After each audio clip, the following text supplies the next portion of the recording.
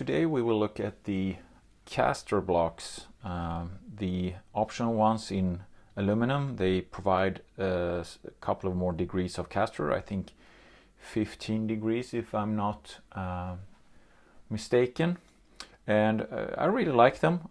They give a little bit more straightforward push on some tracks, so yeah, it's a good option. But something that is really bothering me is the fit between these pins here and the aluminum blocks themselves. It's maybe hard to see here in the video, but there's quite some play here between them here. Let's see if we can get the V here. Yeah, I think you can see it here. And actually you can see it much better if I pull these away. And then we do this. Look at that. This is a new pin, while this caster block has been worn some, so this is not how it is when it's new, but still, this is how it looks. So how do we fix this problem? Of course, you should never have metal against metal. It provides friction, and they really just wore down. So something I wanted to do is to do some kind of plastic bushing in here, maybe drill up the hole and then put it down there. So I did a little market research and looked for a lot of different plastic bushings. So here are some of the bushings that I did try before finding some that had a good fit. So try to do pretty good market research here, I think. I ended up going with these 4 ones out here. In the smallest bag were the best ones, but they were also the most expensive ones. There are GPM.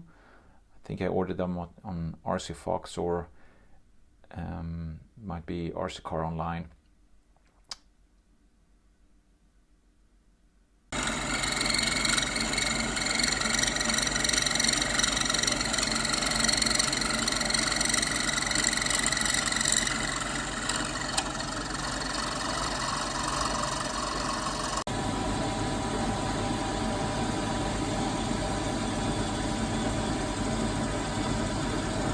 So now I've made the modification on the caster blocks. I drilled out the holes here, so now they're about 8 millimeters here, fitting the bushing that goes inside here.